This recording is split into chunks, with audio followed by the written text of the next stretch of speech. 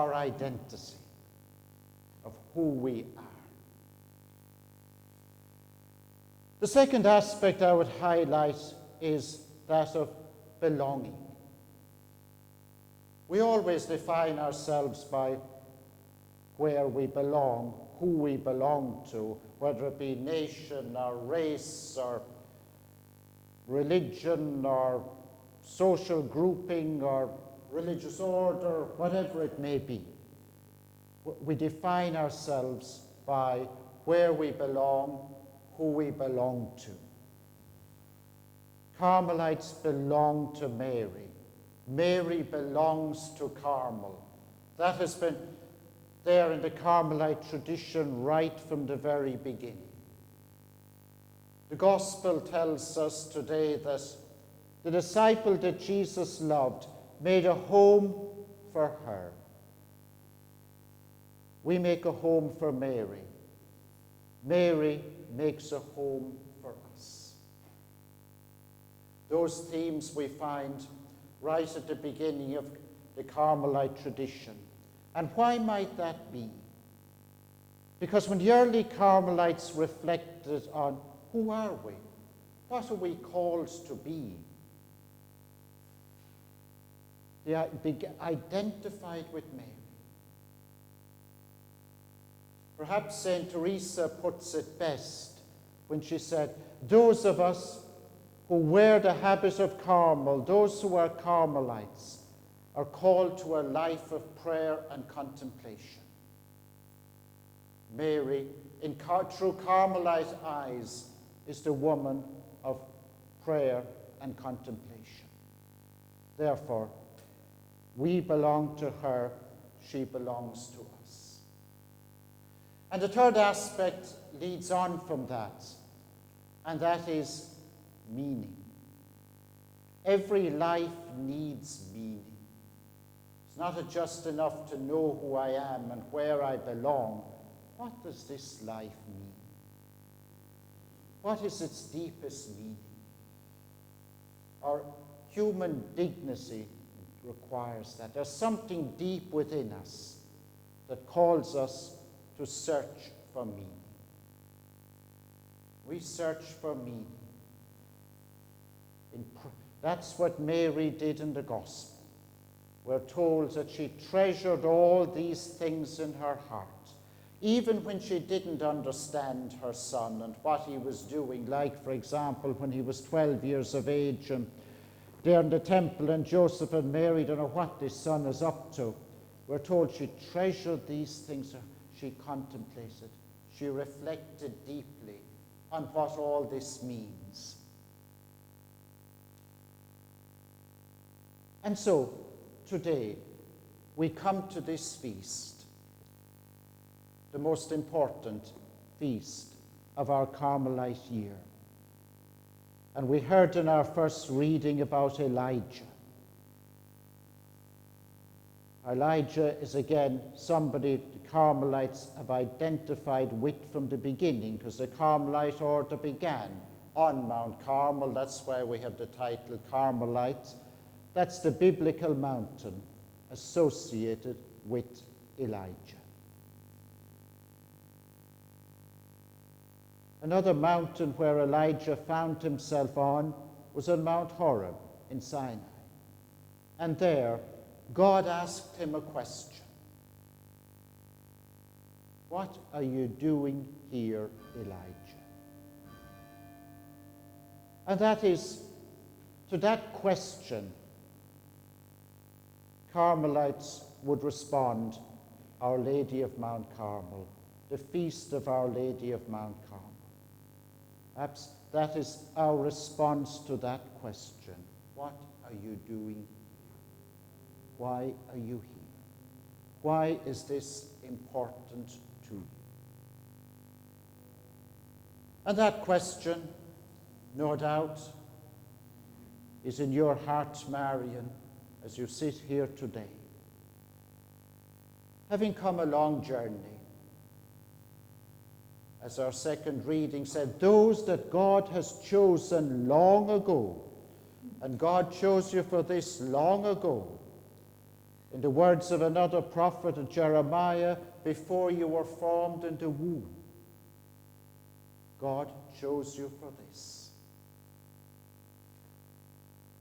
God chose you, and God has walked beside you every inch of the way and the whole of life's journey that has brought you here.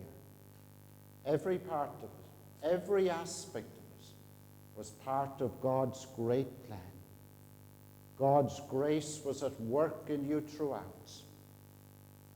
And it is God's grace that has brought you here. It is God's grace that has given you the strength and the courage. Again, in the words of the first reading, when we're told Elijah climbed to the top of Carmel.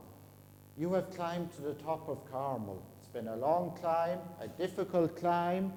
You're here. You have climbed to the top of Carmel.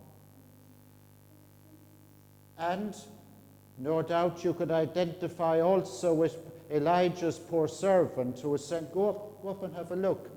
7 times, nothing, nothing, nothing. Life can often seem like that to us. We can be trying, we can be working, we can be making a great effort. Nothing, nothing, nothing. What's the point to this? Where's it going to? Where's it leading to? Is this simply a cul-de-sac that my life has gone down? But then the little hand appears. Life, water, everything that the people needed. And the Carmelite tradition, that hand symbolizes Mary. Hence, it's chosen for today's reading. She's the one that brings life into the world. And that's what today is all about. Life into our world. That little hand, where a little cloud like the size of a man's hand, we're told, was going to change the world that Elijah and all those people lived in. They had 3.5 years of drought. Now life is coming. Water is falling in torrents. Marian, then, today might seem, or we might be tempted to think, that it's the end of a journey. It's a point of arrival. It's not. It's only the beginning. We're always only at the beginning. God has never finished with us. Yes, you have taken very great, momentous, difficult decisions to get here. But now, the really difficult decisions begin. How do you live this? Every day of our lives we have a choice. How do we live the vocation, the calling that God has given to us? We can live it well, or we can live it poorly. We can just go through the paces, or we can live it in a way that is truly life-giving. To go back to St. Teresa again, and to continue a little of what I quoted a few moments ago from the first chapter of her 5th dwelling place of the interior castle. She said, the externals we can get it right, she said, but it is the inner life. We can put all the pieces in place, but she said, it's the interior life. It is searching for that treasure that is within us, that God has given. That's the choice you have every day of your life, Marian. To live this well, to search ever more deeply for the treasure that God has put within you. To live in a life-giving, healthy, mature way, the life that he has called you to live, because he has given you the grace to do that. You're not just here to make up numbers or to fulfill a particular role. You're here to change the world. That's the conviction with which St. Teresa made her first foundation of San Jose in Avila. She tells us that the world is in turmoil, and we could say the same about the world that we live in. Maybe we'd argue it's even more turmoil than the world that Teresa lived in 16th century Spain. The world is in turmoil, she said.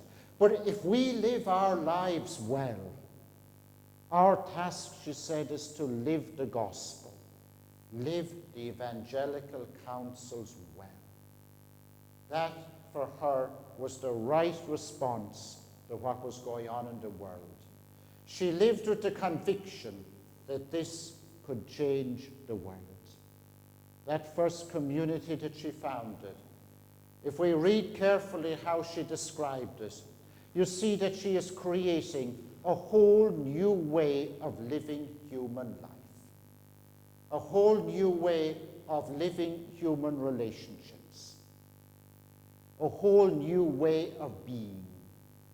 Her key question is, what kind of people are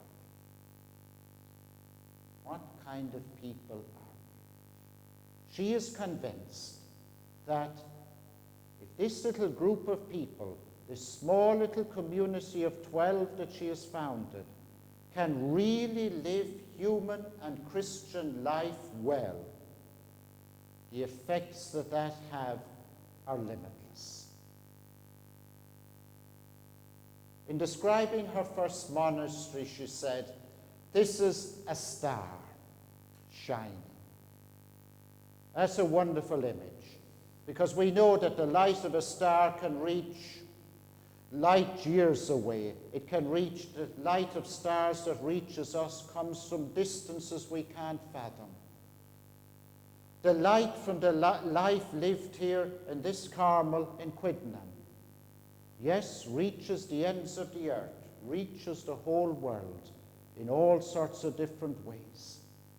The light from the life here, just like in St. Teresa's vision in her time, can really reach everywhere. There is no limit to the good that it can do. There's no limit to the good that this life, lived well, can do. That was St. Teresa's conviction, and that is the conviction of all Carmelites, wherever we may live the life, whatever our particular external circumstances may be. The call to be a Carmelite is the call to be a light, to be a star, to be someone who lives human life so well that the effects of that life can truly transform the world.